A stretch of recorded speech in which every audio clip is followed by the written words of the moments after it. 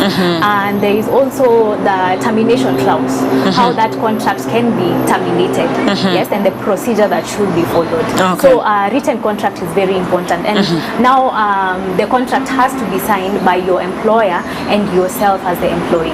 Yes. So that's the first type. You've said there are two types. Yes. The second type is the oral contract, which we do not advise you to have as an employee. Okay. Does it still bind, the oral contract? Me coming to you and telling you, know what, Irene, I've employed you from today. You're going to be my secretary. You'll be earning, 100,000. Does it hold weight in the Kenyan law? So an oral contract is binding, but you will have to back it up with more evidence. Yes. For instance, you are receiving salary. You will have to back it up with probably, let's say, bank statements to show us you have been receiving such and such salary after every month. Yes. You will have to show, for instance, your attendance sheet at work showing that you usually attend work. So it needs to have some backup of other documentation to prove that actually you are an employee of a certain company. And like now, an employee now who has a written contract to provide to show that they were actually an employee of this certain company. Wow. Yes. We are in Legally Speaking 22914 Facebook page, Mwangaza TV, and YouTube channel, Mwangaza TV Kenya. We want to narrow down to the available rights of an employee, because we've talked of the contract, which I believe is one of the number one rights, though you're going to talk about it. What other rights are there for me as an employee? Okay, so yes, we have talked about the contract. That is one of the rights that an employee has. You have a right to have a written contract. Yes. And it's one of the documents that we usually advise you to keep for yourselves. Okay. You don't just say that you have a written contract and you don't have a copy for yourself. Yes. So now, Celestine, another right that an employee has is a right to leave days. So number one, we have the annual leave days that we have spoken about earlier. Yes. According to the law, the Employment Act, an employee is entitled to 21 leave days, a minimum of 21 paid leave days. Yes. So your employer should give you 21 leave days, but there are some employers that increase this number of days to 28 to 30. That's why I've said but in the minimum contract must be 21. It must be 21. And that's why I had mentioned in the contract it may vary. Yes. You may see that some company offers 28 leave days and others offer 21 leave days. Yes. And the other leave days that an employee is entitled to is maternity leave. And the law requires that you have a minimum of 3 months maternity leave. Yes. So an employee is entitled to this leave. That is for the lady? Yes, for the lady, of course. For the men, of course, they are not left out. They have 2 months. 2 weeks. Which to them is such a long time, it's such a, is it a long time? It's a very long time for them. So they always complain, what will I be doing in 2 weeks? But there are companies that offer more than 2 weeks, yes, which is also acceptable. So now that contract becomes binding to the company and the employee. Yes. The other type of leave is the sick leave. Yes. So if an employee falls sick, they have a right to get those leave days so that they can get back to proper working. Is there a specified number of days that one is to be given, and especially when he or she's sick? Yes. There are 30 days paid sick leave days, and then that is a month. Yes. And then now 15 days where you get half pay if you go on sick leave. Yes. All right. So I just want us to clarify something before we move on. We've talked of the 3 types of leaves. We've talked of the annual leave. Yes. We've talked of the maternity leave, and we finally talked of the sick leave. Should the sick leave, when I'm sick, should the number of days I'll be away be deducted from my annual leave? No. These are 2 different leaves. That is a sick leave, and this other one is the annual leave. Yes. All right. It was very nice that we clarify that, because we've heard others who say you've been away for 20 days. 20 days have been deducted from your annual leave, and then you realize you're only left with 10 or so days. So that is the second right that we as employees need to have. Yes. What other rights are there? So the other right that an employee has is a right to fair termination. Okay. An employer might decide to terminate you for one reason or the other, which the law allows. Okay. But this termination has to be lawful. Okay. Yes. So what do I mean by lawful termination? Okay. The termination, for the termination to be lawful, it has to be procedurally sound. Okay. And there has to be a fair or justified reason for the termination. And the procedure has to be sound. Okay. Yes, that is what I mean by having a fair termination. When we talk of the procedure, there are those who will say, I'll give you a first warning letter or so. Is there a specified structure? Yes. All right. There is a specified structure. Okay. Yes. So some will start with having warning letters. Yes. But what is in the law and required by the law is that if there is a reason to terminate, your employer should first issue you with a notice to show cause why you should not be terminated. And once you are issued with this notice to show cause on why you should not be terminated, you should be given sufficient time to respond to this notice. After you respond, the time which is determined by your employer. Yes. The time should be determined by your employer, but it should be sufficient time. You cannot be issued with a notice today and you are expected to respond today or tomorrow morning. It should be sufficient time. Yes, because the allegations that might be there may be allegations that you need time to sufficiently respond to. So after you respond to this termination notice, you have a right now to have a hearing. They will give you a hearing date that should be convenient for you as the employee, where you will attend the hearing and you get an opportunity to be heard. Now after the hearing, they will give their determination. If their determination is to terminate your employment, then they will give you a notice of termination, and this should be a minimum notice of 30 days. And if they fail to give you a 30 days notice, they should pay you in lieu of this notice. And what happens for someone who resigns? I think let's handle that before we move on. Someone who resigns, maybe in the contract it has been stated that I give a 2 weeks or a month notice, then I fail to do that, I resign. Is there also a law that now favors my employer? Yes. As I had stated earlier, once you have a written contract with your employer, then these terms are binding not only to your employer but also to you as the employee.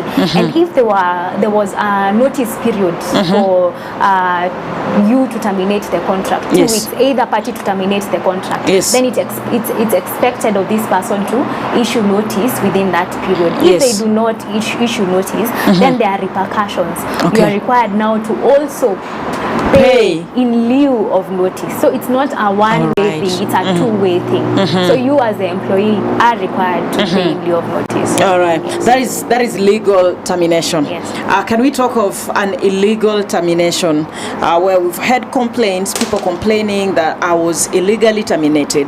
I was terminated without notice. What happens in such cases? So in an event where an employee has been illegally terminated, unfairly terminated, then they have recourse. They can, number one, go to the labor office and get recourse from the labor office. And number two, they can approach the Employment and Labor Relations Court for redress. So once you take your complaint to the employment court, you have certain remedies that you will be given by the court out of this unfair termination. All right. So thank you so much, our viewer. We are in our beautiful show, Legally Speaking. Remember to talk to us on 22914 Facebook page, Mwangaza TV, and our YouTube channel, Mwangaza TV Kenya. With advocate from Lewis and Company Advocates, an advocate of the High Court of Kenya, Irene Jeru, and she's actually helping us understand our rights as employees, and not just employees, even your right as an employer, because based on what she has said, whenever you have a written contract or whichever type of contract you're having, it is binding to both parties. It's not just about the employer, it's equally about the employee. So we're going to take a short commercial break. We will be back. Please don't go away.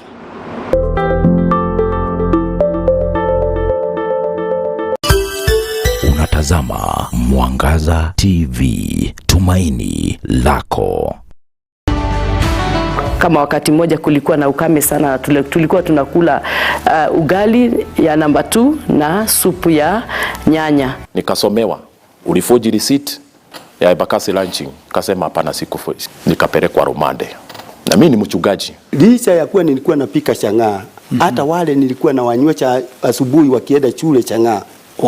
Watoto wangu. Kifungo ya shetani haina msamaha, haina huruma, unaenda kafu tena ni ya madharau. Unatembea kama umeinama. Ni kama kalori kamekata center borot. Naendaga hivi. Na mdomo kuna vile ilikuwa ina hang sababu ya kuweka gum kwa mdomo. Babako alikuwa kipofu. Yes, alikuwa kipofu kabisa. So anajua hiyo ni rebus, hiyo ni explainer. So aliwalea na hiyo kuhubiri kwa mabasi. Sadaka. Kuitwa ni kitu moja. Hapo katikati. Hapo katikati utakutana na challenge. Ile kitu inaweza kumsaidia ni kuwa muombezi. Fuata vile Roho wa Bwana anakuambia. Nikaona katika matatizo ile mtu anapitia, ni vyema kuelewa ya kwamba si Mungu amekudharau. Haini naongea na wewe, naweza shuhudia utukufu wa Mungu ndani ya maisha yangu. So jipe moyo. Siku moja ilichukua tu dakika kukiri Yesu ni Bwana. Mambo yote yakaisha. Mambo yote. Mimi sina alama nyingine isipokuwa hii. Na nilisema sitaweka jino hii ili niwe na ibisha shetani. Kwa hivyo ujitie moyo na ulitie jina la Mungu, kwa sababu hilo jina liko na. Kwa hayo yote ungana nami Kelvin Kariba kila siku ya Jumanne zinapotimia saa 1:45.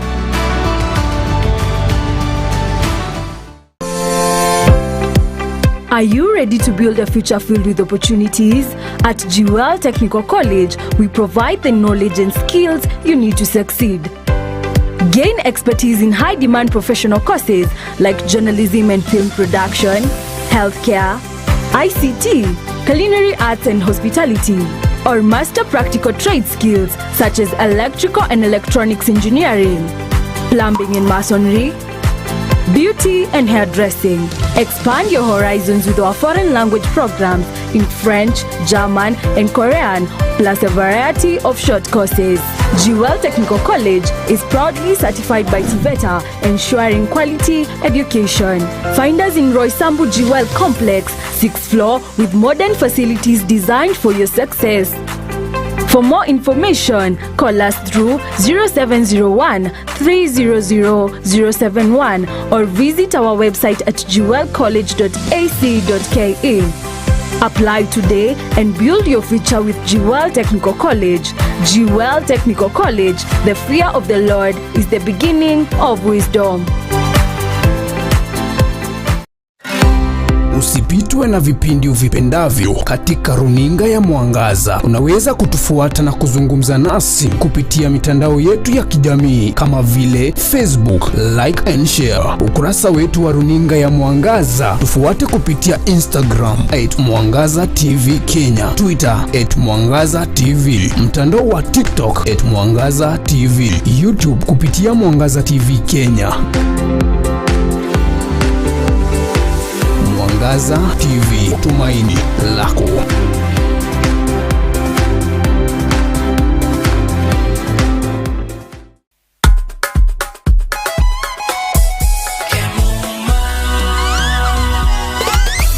Ukitaka mali safi kuja Kemuma, CCTV utapata Kemuma, mulika mwizi, electric fence utapata Kemuma, automatic gate utapata Kemuma, fire system, alarm system, fingerprint, automatic gate, mali safi, kila kitu ya security ni Kemuma.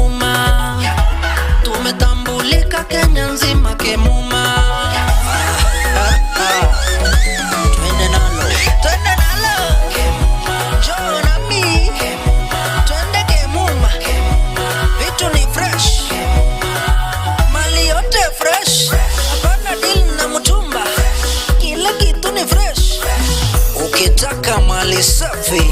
Njoo nami twende Kemuma Engineering System. Kwa security tuko fiti, hatuna competition, wanajua tuko fiti.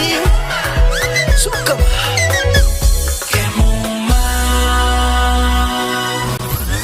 Kemuma Engineering Systems.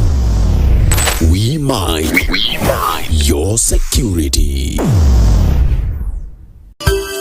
Unatazama Mwangaza TV, tumaini lako.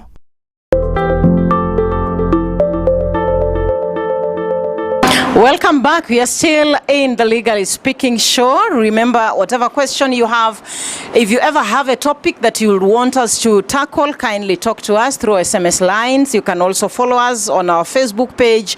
Or sometimes you can hit my inbox, Celestine WAKA, either Facebook or wherever, TikTok, WhatsApp. We are still available.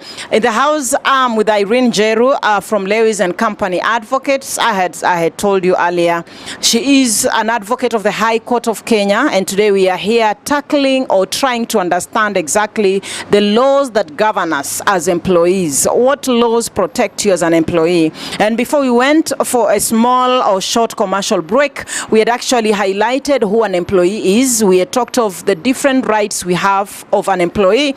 And we actually looked at the illegal and legal termination. You know, someone says, I was illegally terminated. So what does it mean for someone to be illegally terminated? What are the grounds? So what remedies there for someone who has been illegally terminated? And again, when we talk of the legally termination, what are we talking about? So we continue with our show. Remember, 22914 is our SMS line.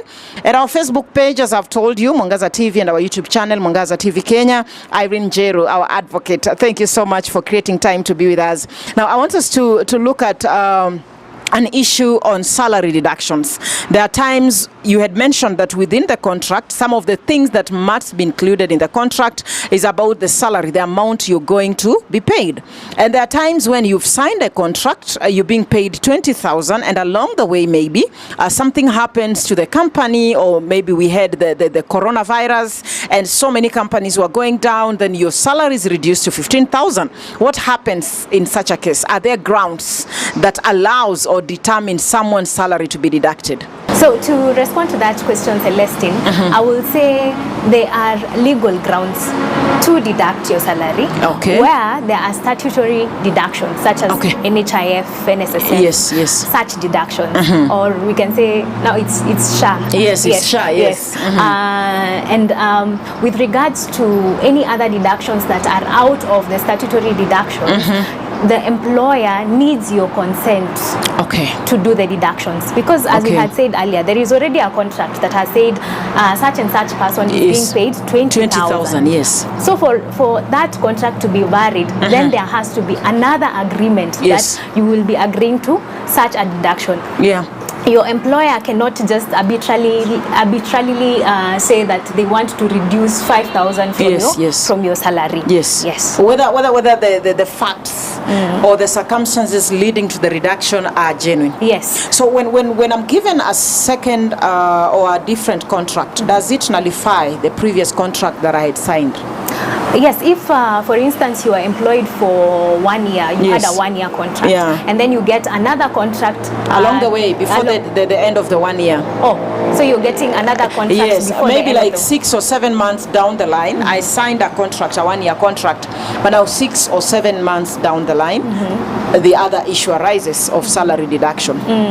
So this other contract will only be binding if you signed it. If you don't sign it, then the contract that is in force is the earlier contract that you had signed for the 1 year, which is binding to both you and your employer. Yes. Now I'm listening to you, and I'm realizing just how much we didn't know as our as employers and as employees as well, because there are times when we act out of our own knowledge as employers without knowing the implication or the repercussions.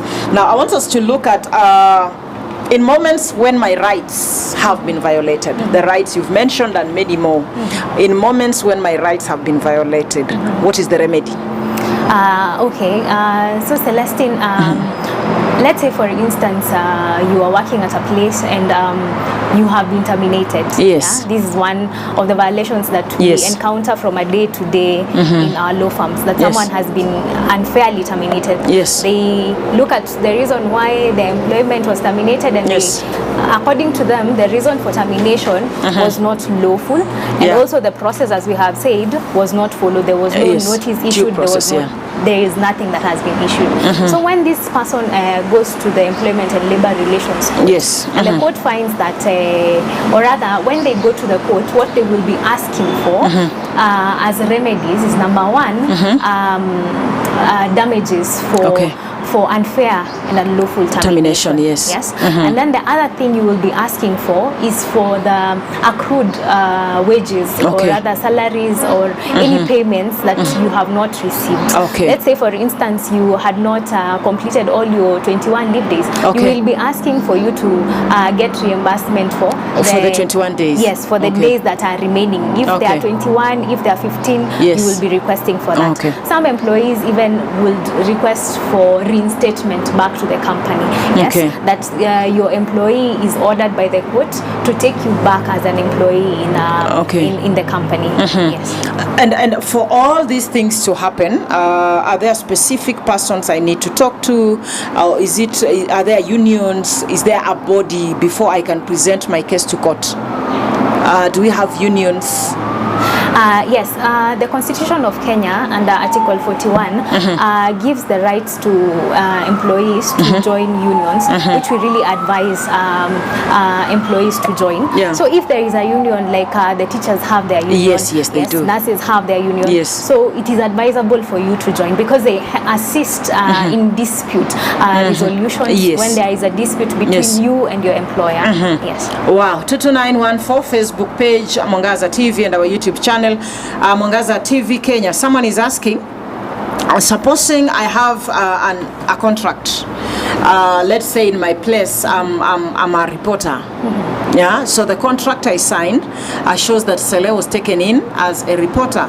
Then along the way, my boss looks at me and realizes this lady can be a manager, you know, and then I'm promoted to be a manager, or I'm moved now. Like when we're talking of the government positions, you're moved from this department, you're taken to the other department, or maybe you're demoted from being a CS and you're given another post.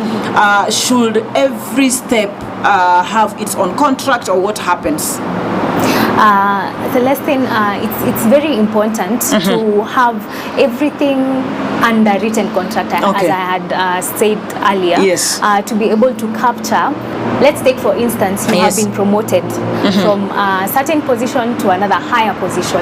Now, the contract that you had earlier does not indicate the current position that you are in. And if there is change in salary, this the previous contract does not show the increase in terms of salary. This other contract also does not show the responsibilities that you have now in this higher position that you have been given. So it is important to get contracts that is at par with what now you are doing as an employee of this company or as a civil servant. I want us to look at this might be an oversight question, but I want us to look at our domestic workers. The managers who help us around the house, they manage our farms, and because they don't have a voice, or they do not know anyone they can talk to, does the legal firm have maybe a procedure of helping them, or a platform where these people can maybe report the cases? Because we've had cases of domestic violence to the employees, and you've mentioned of security as when we are working. We've had cases of sexual harassment, and such. Where do they run to? Now for domestic employees, these are some of them are even paid on a monthly basis. Yes, in fact, most of them. Yes, and as we have said, some of them even work for more than 3 months without a contract, and at the end of the day, we have said if they work for a continuous 3 months, forever. There are some who work for a very long time, such that you have raised a child since they were 1 day old. By the way, my viewer, does your domestic worker have a contract. Did you provide a contract for her? Because I don't think we have provided contracts to our employees, those of us who have them. And if you have done that, kindly hit my inbox. This is a good thing. You need to be uploaded. So surprisingly enough, most of our domestic workers are actually not casual laborers. They are employees. They are employees. Yes. Under now an oral contract. Okay. Yes. So now they can seek redress under this oral contract. These days we are paying them through M-Pesa. They will be able to show that you're paying them monthly through M-Pesa. Yes. They will be able to show that, yes, I was an employee of this person and I was staying in her house. Yes, and I've stayed here for this period. So they can be able to get redress from the employment and labor relations court or the labor offices. Yes. So and for these other claims like domestic violence, sexual harassment, specifically domestic violence, these can be even criminal cases. Okay. Yes. You've said that you shouldn't work for more than 3 months without having a contract. And we were talking about our domestic workers, many of whom do not sign a contract. Even for the people who are watching me today, they have house girls, house helps in their homes, but they have never given them a contract, maybe the oral contract. And more often the contracts are, they are terminated unlawfully, as you've said, and there are times when their salaries are deducted, as they are said, and then we're talking of a domestic worker who is living in your house. So who is responsible for this domestic worker? So the person that is responsible for this domestic worker, of course, now is the employer. Okay. So they are responsible for everything, for making sure that they have a good working environment, a healthy and safe working environment. Yes. That they are well taken care of, which includes paying their NHIF, because now they are an employee under you. Okay. Yes. It is me to pay for them. Yes. Okay. And it's you now to also provide the contract, because normally it's the employer who provides the contract for signing. Okay. Yes. It's not the employee who will come and give you a contract. You're the one who is supposed to provide the contract. Okay. All right. So your final remarks as we wrap up before you tell us where you guys are located and how we can find you. So my final remarks are, Celestine, that in Kenya we are a governed people, and specifically in employment we have laws that govern us. So these laws should be able to guide us as employers on how we should manage our employees. Yes. And also for employees, when you go taking up a job, you know now what rights you have as an employee and what is required of you as an employee. All right. So if someone wants to talk to you people as Lewis and Company advocates, where are you found?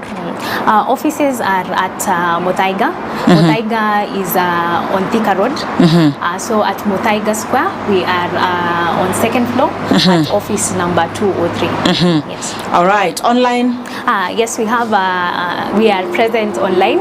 We have a TikTok account, Lewis and Company Advocates, and also on Facebook, Lewis and Company Advocates. All right.